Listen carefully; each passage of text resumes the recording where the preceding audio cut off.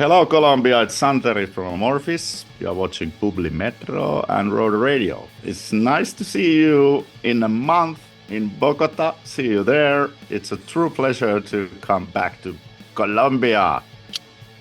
Thanks for this space to talk with you. We are a huge fan for Amorphis and all the Finland music metal. It's so crazy. Nice to hear. And Thank you. Super nice to hear that we also have fans in other side of the ocean. Yeah, it's crazy, right?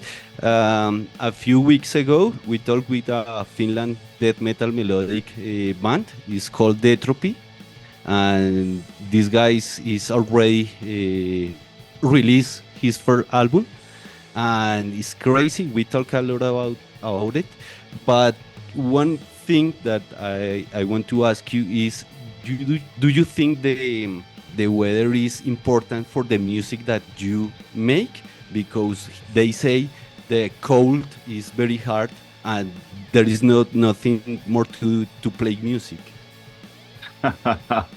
That's a kind of over exaggeration about Finland, but I understand it's a stereotype. Yeah, the winter is pretty heavy. It's dark. It's fucking cold. But there's nice things to do, snow and shit. You know, you can go swim in a frozen lake. You can do cross-country skiing. You can throw snowballs. You can make an igloo. You know. That sounds fun. But yeah, that's kind of a true that I think the overall atmosphere in the music, which comes from the Scandinavia and Finland, you know, northern countries, it's not that happy. So we kind of have like a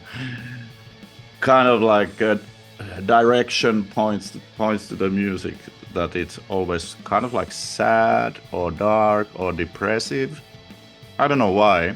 Maybe it is the overall mental state of mind, or maybe it's just the dark humor. Or maybe it is that we just don't like happy music in Finland. I don't know. But I don't think I ever wrote a happy song. Okay, but you make great music. Thanks for that. Oh, thanks. I want to ask you about from Colombia. What do you hear, and do you remember the first time when Amorphis came to our country? Absolutely, yeah. I remember. It was very nice. Of course, we were a little bit scared about Bogota, like where can we go and can we take a taxi and shit, basic tourist stuff.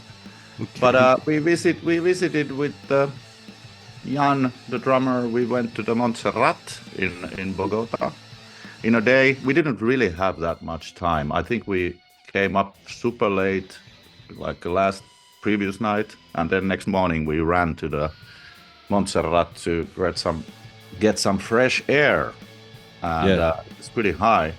And then we already had the show, and I remember it quite well. And I remember the venue also, that the backstage was kind of like in front of the venue, in front of the stage up there. So you had to basically, when you went to the stage, you have to walk through the audience. And I think it was sold out, the show, and so we were horrified, like, holy shit, we have to go through that crowd straight to the stage. But everything went smoothly. Audience was nice and no problems. But I even remember the backstage. It doesn't happen often, but it was first time in Bogota, and visiting countries first time.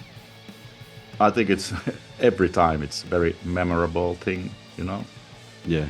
It's kind of like it's absolutely different than going to the place you already been. So there's a lot of excitement in the air, and some sort of a feeling that how the hell did I end up in here?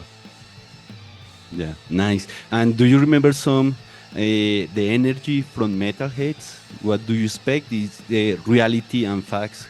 How was that? I remember the first show was.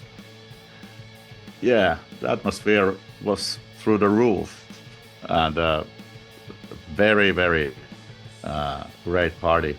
People had good time, and as I said, it was sold out. I don't know what it means. but like how many tickets, but it maybe 600 or shit like that. But it was totally full house, and people were super excited, as were we, because it was actually really the first time in Colombia. Okay, and this time will be memorable too. I hope so. We are Yes. good. We've been touring already like 2 years with the Halo album. I think we are in excellent shape, maybe better than ever. So it's gonna be a killer show, and let's just hope the flights don't get delayed. I want to speak Halo, your last album, a studio album, because you the last year released a live album, right? But talking about the Halo album, how was the concept and why the name is Halo? Because I love that name. Well, I think we had a couple of ideas for the name. Normally, as boring as it sounds, we sometimes take the name from one song. Not always. Queen of Time. I don't think there's a song called Queen of Time. But Halo, we just took it the song. I'm maybe not the right person to talk about the context that much, but overall the music was super progressive, more progressive than we ever had, you know, and like very complex songs with directions might change inside the song, like this and there, you know, and sometimes it's super massive, and sometimes it's kind of like just relying on a riff and aggressive atmosphere. So we thought about that. Halo represents the album pretty well because it doesn't give you too much, but it also it's kind of like a wide perspective towards the music, and we just couldn't find any other title which would fit. And of course we speculated it with the Halo is pretty, so many bands or artists have used that kind of approach as a title, but then we thought, like, who gives a fuck? It's if you start thinking about like what has been done, maybe I don't think there's not so much choices anymore to do anything in the modern world. Right. But my next question is a little bit from your change your style, but you are will keeping your essence, right? This album is more progressive, and I love it. But do you guys think nowadays you are comfortable with some progressive death metal, or what is the reason you change a lot of times your style? That's an excellent question, because there is no like a straight answer for that. We don't really, we never had like a band meeting where we talk about like what kind of music should we do next album.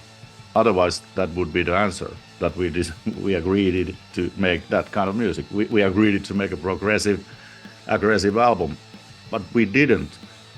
Actually, never in my 26-year career in Amorphis, we never spoke about like what kind of music should we do.